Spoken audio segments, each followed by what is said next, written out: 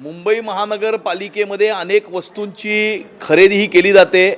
मुंबई महानगरपालिकेतल्या शाळेमध्ये शिकणाऱ्या विद्यार्थ्यांकरता 27 वस्तू मुंबई महानगरपालिका मोफत दरवर्षी देत असते। तसेच जेंडर बजेटमध्ये सुद्धा विविध प्रकारच्या सामुग्रीची खरेदी ही महानगरपालिकेतर्फे मसाला कांडप असेल, सुईंग मशीन असेल, अशा प्रकारच्या वस्तूंची खरेदी केली जाते। साधारणतः असं निदर्शनास आलेलं आहे की कंत्राटदार या वस्तू वाढीव किमतीमध्ये मॅन्युफॅक्चररकडनं विकत घेतात आणि वाढीव किमतीमध्ये महानगरपालिकेला त्या विकतात आणि त्यामुळे ह्या मध्यस्थांची साखळी मोडून काढण्याकरता, मुंबई महानगरपालिकेतला भ्रष्टाचार कायमचा संपवण्याकरता, मुंबई महानगरपालिकेला भ्रष्टाचार विरहित प्रशासन देण्याकरता मी अशी सूचना मुंबईच्या महापौरांना आणि महानगरपालिकेच्या आयुक्तांना केलेली आहे की ज्या ज्या वस्तूंची खरेदी ही मुंबई महानगरपालिका करते ती कंत्राटदारांकडनं न करता डायरेक्ट मॅन्युफॅक्चररकडनं केंद्र सरकारच्या जेम पोर्टलवरनं त्याची खरेदी करावी, जेणेकरून मॅन्युफॅक्चररची होलसेल प्राईजला त्या वस्तू महानगरपालिकेला विकत घेता येतील, डायरेक्ट मॅन्युफॅक्चररकडनं त्या विकत घेता येतील। त्यामुळे मधल्यांची टोळी ही पूर्णपणे त्याच्यामध्ये नष्ट होईल। यामध्ये वाढीव किमतीमध्ये न घेता ॲक्च्युअल प्राईसमध्ये महानगरपालिका त्या वस्तू विकत घेईल आणि त्यामुळे कायमचा मुंबई महानगरपालिकेतला भ्रष्टाचार संपवण्याच्या दृष्टिकोनातून हे पाऊल मुंबई महानगरपालिकेने उचलावं, अशा प्रकारची विनंती मी महापौर आणि महानगरपालिकेच्या आयुक्तांना केलेली आहे। खरं तर बघितलं वचननामा ज्यावेळेस आलता त्या वचननाम्यामध्ये पण जेएम पोर्टलचा उल्लेख होता, त्यामुळे यातून भ्रष्टाचार मुक्त होईल असं वाटतं या सगळ्यात। नक्कीच मुंबई महानगरपालिकेला भ्रष्टाचार मुक्त करण्याच्या दृष्टिकोनातनं हा सर्वात मोठा घाव असणार आहे आणि हे सर्वात मोठं पाऊल असणार आहे आणि भारतीय जनता पार्टी, शिवसेना, रिपाई महायुतीच्या संकल्पनाम्यामध्ये ज्या ज्या गोष्टींचा उल्लेख किंवा ज्या ज्या गोष्टींचं वचन आम्ही मुंबईकरांना दिलेलं आहे ती सर्व वचनं एक एक करून येणाऱ्या काळामध्ये मुंबईकरांना दिलेली सर्व वचनं आम्ही पूर्ण करणार आहोत। काँग्रेसचे प्रदेशाध्यक्ष हर्षवर्धन सकपाळ यांनी तुमच्यावरती टीका केली आहे, तुमचं नाव सुद्धा उल्लेख केला आहे। त्यांचं असं म्हणणं आहे की 2013 ला मुंबई महापालिकेच्या स्थापत्य समितीचा एक प्रस्ताव होता, त्यामध्ये टिपू सुलतानांचं नाव द्यावं असं त्या प्रस्तावात उल्लेख होता आणि त्याला अनुमोदन जे आहे ते अमित साटम यांनी दिलं होतं आणि ऋतू तावडे यांचं सुद्धा त्यामध्ये हर्षवर्धन सपकाळला माझी ही विनंती आहे की त्याने आजचं काय ते बोलावं। 13-14 वर्षापूर्वीचा कागद कुठला तरी काढलाय, पहिलं तर त्या कागदाची ऑथेंटिसिटी आम्हाला तपासावी लागेल। त्या कागदाची ऑथेंटिसिटी तपासल्यानंतर त्याच्यावरती आम्ही बोलू। टिपू सुलतान हा आक्रांत होता, टिपू सुलताननी हिंदूंचा नरसंहार केला होता, हिंदूंची मंदिरं तोडली होती, हिंदूंचं कन्व्हर्जन केलं होतं। आमचा कालही टिपू सुलतानला विरोध होता, आजही विरोध आहे आणि उद्याही टिपू सुलतानला विरोध राहणार। हर्षवर्धन सपकाळांनी सर्वप्रथम तर याच्यावरती स्पष्टीकरण द्यावं आणि माफी मागावी की 2 दिवसापूर्वी टिपू सुलतानची तुलना त्यांनी छत्रपती शिवाजी महाराजांची का केली। छत्रपती शिवाजी महाराजांची एका आक्रांताची तुलना करणं हा छत्रपती शिवाजी महाराजांचा अपमान आहे, हा महाराष्ट्राचा अपमान आहे, या देशाच्या या भूमीचा हा अपमान आहे आणि त्यामुळे जुनी कुठली तरी कागद काढून काहीतरी खोटं फेक नरेटिव्ह पसरवण्यापेक्षा सर्वप्रथम त्यांनी टिपू सुलतानची तुलना छत्रपती शिवाजी महाराजांची केल्याबद्दल पहिली माफी मागावी आणि नंतर बोलावं। ज्यांनी हा फोटो लावला होता त्यांचं असं म्हणणं आहे की आम्ही पुन्हा हा फोटो जो आहे तो लावणार। जे अशा प्रकारचा फोटो लावतायत, मी आधीच म्हटलं होतं की आंतरराष्ट्रीय दर्जाच्या षडयंत्राचे ते भागीदार आहेत। त्या षडयंत्राचे समाजवादी पार्टी भागीदार आहे, MIM भागीदार आहे, उबाटा सुद्धा आहे आणि काँग्रेस सुद्धा आहे। आणि माझी हर्षवर्धन सपकाळ यांना चॅलेंज आहे की आंतरराष्ट्रीय दर्जाच्या षडयंत्राची ते भागीदार नाहीत हे त्यांनी प्रूव्ह करावं। मुंबई आणि महाराष्ट्राचा रंग बदलण्याचा प्रयत्न काही आंतरराष्ट्रीय जिहादी इस्लामिक फंडामेंटलिस्ट शक्ती करत आहेत, हे त्यांच्याबरोबर मिळालेले नाहीत हे त्यांनी प्रूव्ह करावं आणि त्यांनी सर्वप्रथम टिपू सुलतानची तुलना छत्रपती शिवाजी महाराजांशी केल्याबद्दल पहिली नाक घासून माफी मागावी आणि नंतर दुसऱ्या मुद्द्यावर बोलावं।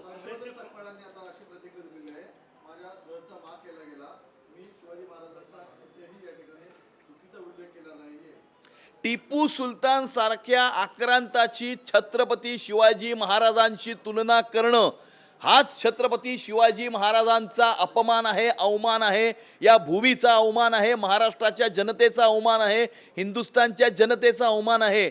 आणि त्यामुळे जरी त्यांनी छत्रपती शिवाजी महाराजांबद्दल काही उद्गार काढले नसतील, परंतु टिपू सुलतान सारख्या आक्रांताची छत्रपती शिवाजी महाराजांशी तुलना करणं हाच मुळात शिवाजी महाराजांचा अवमान आहे. काँग्रेसचे प्रवक्ते सचिन सावंत यांनी सुद्धा एक आरोप केला. त्यांचं म्हणणं आहे की भाजपचे माजी खासदार गोपाळ शेट्टी यांच्या उपस्थितीत 2001 साली अंधेरीतील शेरे म्हैसूर टिपू सुलतान मार्गाचं नामकरण करण्यात आलं होतं भाजपकडनं. भाजपकडनं अशा प्रकारचं कुठलंही नामकरण करण्यात आलेलं नाही. त्यांनी रेकॉर्ड चेक करावा. काँग्रेसचा नगरसेवक मोहसिन हैदर खान यांनी हे नामकरण केलेलं आहे. आणि 13 वर्षापूर्वी, 14 वर्षापूर्वी, 15 वर्षापूर्वी कोणी काय केलं याच्यापेक्षा 48 तासापूर्वी तुमच्या राष्ट्रीय पक्षाचे प्रदेशाध्यक्ष काय बोलले याच्यावरती स्पष्टीकरण द्यावं, याच्यावरती माफी मागावी आणि नंतर दुसरे मुद्दे बोलावेत. संजय राऊत ज्या पद्धतीने गणेश नाईकांना आरोप करतात एकनाथ शिंदेवर, त्या पद्धतीने संजय राऊत गणेश नाईकांना म्हणतात की तुम्ही स्वगृही आला तर ते फायदा होईल. महाराष्ट्राच्या राजकारणातल्या विदूषकावरती प्रतिक्रिया देण्याची आवश्यकता मला वाटत नाही. जगदाळे कुटुंबीय जे आहे, पेहलगाममधल्या हल्ल्यामध्ये पुण्यातील जगदाळे कुटुंबातील व्यक्ती हे शहीद आपल्याला झाल्याचं दिसलं होतं. त्यांना सरकारकडनं सरकारी नोकरी मिळेल अशा प्रकारचं आश्वासन मिळालेलं होतं. मंत्रिमंडळात त्याच्या संदर्भात एकूणच प्रस्ताव निर्णय देखील झालेला होता. मात्र अद्यापपर्यंत त्यांना त्या मुलीला नोकरी आहे ती मिळालेली नाही आहे. या संदर्भात मुख्यमंत्री आणि उपमुख्यमंत्र्यांचे पियांसंदर्भात त्यांनी संपर्क केला असं त्यांचं म्हणणं आहे. मात्र अद्यापही कोणतं उत्तर या संदर्भामध्ये शासनाच्या खात्याशी बोलून मंत्रिमंडळामध्ये जी मंजुरी झाली होती ती कार्यान्वित करण्याच्या दृष्टिकोनातनं आम्ही जरूर पाठपुरावा करू आणि जे आश्वासन दिलेलं आहे ते जरूर पूर्ण करू. दुसरीकडे स्वीकृत नगरसेवकांसंदर्भात देखील आता चर्चा सुरू झालेली आहे, कारण की महापौर बसलेले स्वीकृत नगरसेवकांची तारीख देखील आहे ती जाहीर झालेली आहे. त्यामुळे रस्सीखेच पाहायला मिळते. मोठ्या संख्येने जे पराभूत झालेले उमेदवार आहेत त्यांना देखील काही यांना स्थान दिलं जाणार आहे. नाही, जे स्वीकृत नगरसेवकांची नियुक्ती करायची आहे, पक्षाची बैठक घेऊन पक्षाच्या लेवलवरती त्याचा निर्णय त्या स्तरावरती करण्यात येईल आणि नक्कीच कार्यकर्त्यांना न्याय त्यामध्ये मिळेल. ज्यांना संधी मिळाली नाही त्यांना संधी देण्याचं कार्य हे येणाऱ्या काळामध्ये होईल. सर, राज्याचे उपमुख्यमंत्री अजित पवार यांचा विमान अपघात झालेला त्याची चौकशी आता वेगवेगळ्या केंद्रीय चौकशी समितीतून सुरू आहे. मात्र आता अशी माहिती होती की रोहित पवार काल दिल्लीमध्ये 2 खाजगी गुप्तहेर एजन्सींना भेटून आलेले आहेत आणि खाजगी गुप्तहेर एजन्सी पण देखील त्याचा तपास करून पाहत आहेत. आपल्या संस्थांमध्ये कुठेतरी संशय व्यक्त केला जातोय. मला असं वाटतं की फॉरेनच्या कुठल्या तरी एजन्सीला आणा, खाजगी गुप्तहेर एजन्सींची भेट घेणं म्हणजे आपल्या देशातल्या इन्व्हेस्टिगेटिव्ह एजन्सीजवरती संशय अशा प्रकारे व्यक्त होतो. त्यामुळे अशा प्रकारची कृत्य कुठल्याही लोकप्रतिनिधीकडनं होऊ नयेत. आपला देश आता जगातली सुपर पॉवर झालेला आहे. सगळ्या प्रकारच्या टेक्नॉलॉजीज आणि सगळ्या प्रकारचे इन्व्हेस्टिगेटिव्ह टूल्स हे आपल्या देशामध्ये सुद्धा उपलब्ध आहेत. आपल्या देशातल्या इन्व्हेस्टिगेटिव्ह एजन्सीजसुद्धा जगातल्या इन्व्हेस्टिगेटिव्ह एजन्सीजच्या स्तराचं इन्व्हेस्टिगेशन करत असतात आणि त्यामुळे आपल्या देशावर आणि आपल्या देशातल्या इन्व्हेस्टिगेटिव्ह एजन्सीजवरती किमान लोकप्रतिनिधींनी तरी विश्वास ठेवावा आणि त्यामुळे अशा प्रकारच्या आपल्या इन्व्हेस्टिगेटिव्ह एजन्सीजवरती संशय निर्माण होईल अशा प्रकारचं कृत्य कुठल्याही लोकप्रतिनिधीकडून होऊ नये. सर, मुंबईतल्या लोकशाही मराठीने बांगलादेश मुक्त मोहीम मुंबई अशी मोहीम सुरू केलेली आहे. तुमच्या अजेंड्यामध्ये देखील हा प्रश्न होता. मात्र सातत्याने आम्ही ज्यावेळी पाहणी केली तर आम्हाला असं निदर्शन झालं की खालचे जे काही अधिकारी आहेत त्यांचं फेरीवाल्यांबरोबर साठलोटा आहे. त्यामुळे बांगलादेशींना घुसखोरण्यास संधी मिळते. तर अशा अधिकाऱ्यांवरती कारवाई नक्कीच मुंबई महानगरपालिकेतल्या सिस्टममधल्या लिकेजेसमुळे अशा प्रकारचे फेक बर्थ सर्टिफिकेट्स इश्यू करणं व अशा प्रकारच्या फेक बर्थ सर्टिफिकेट्स इश्यू केलेल्या लोकांना रोजगार मिळवून देण्याच्या दृष्टिकोनातून या ठिकाणी खाली एन्क्रोचमेंट डिपार्टमेंटचे काही अधिकारी त्यांच्याशी साठलोटं करत असतील, परंतु अशा प्रकारे सिस्टममधल्या सर्व लिकेजेसला प्लग हे येणाऱ्या काळामध्ये केलं जाईल आणि अशा प्रकारे अनअधिकृत इल्लीगल एलिमेंट्सला सपोर्ट करणाऱ्या सर्व अधिकाऱ्यांवर कारवाई करण्यात येईल. टीपू सुल्तान के मुद्दे पर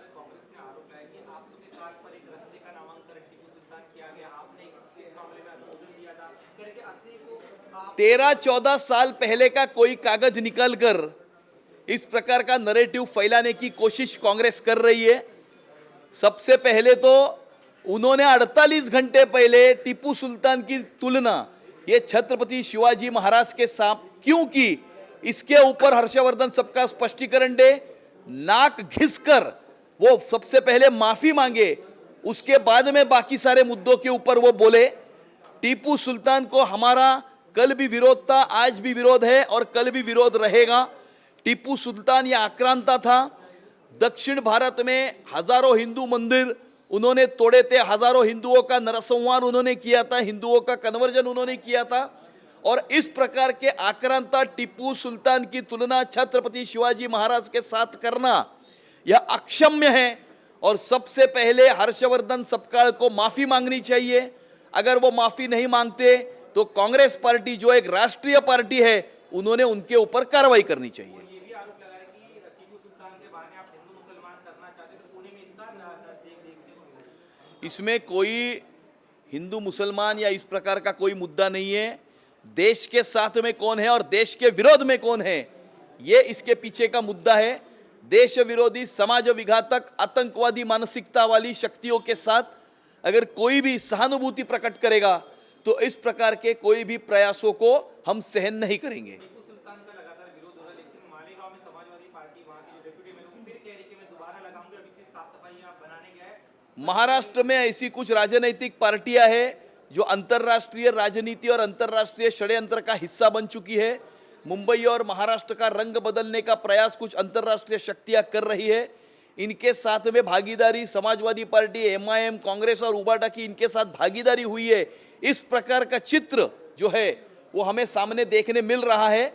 और अगर उनकी इनके साथ में भागीदारी नहीं है तो वो इस प्रकार के बयान देना और इस प्रकार के कृत्य करना, इसके ऊपर रोक लगाए। बीएमसी को करप्शन फ्री बनाने का वादा आप लोगों ने किया था, क्योंकि जो बच्चों को स्कूल में दिए जाते मुंबई महानगर पालिका की ओर से मुंबई महानगर पालिका के स्कूल में पढ़ने वाले बच्चों को 27 चीज़ें मुफ्त हर साल दी जाती है।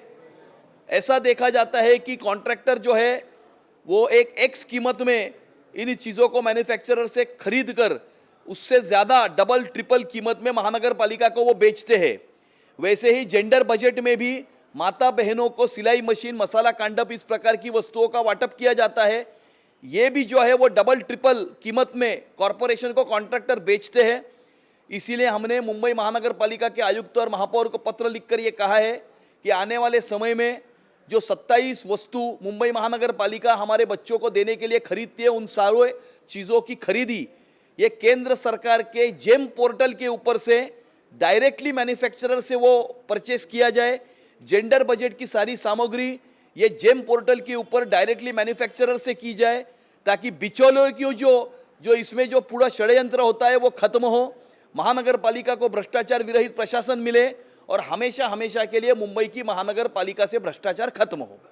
बांग्लादेशी मुंबई बनाने का आपने वादा किया, आप लोग के नेता जा रहे, रेड कर रहे, छापेमारी के बाद खाली हो जाता है, लेकिन दोबारा वापस आकर बैठ जा रहे फेरी वाले। कहा यह जा रहा है कि नीचे जो अधिकारी बीएमसी के वो उनकी साठगांठ की वजह से जरूर मुंबई महानगर पालिका के कुछ अधिकारी, हेल्थ डिपार्टमेंट के अधिकारी और एनक्रोचमेंट डिपार्टमेंट के अधिकारी इस प्रकार की इलीगल एलिमेंट्स को डॉक्यूमेंटेशन बनाने में और उनको रोजगार की संधि उपलब्ध करके देने में जो है एक रोल प्ले करते हैं।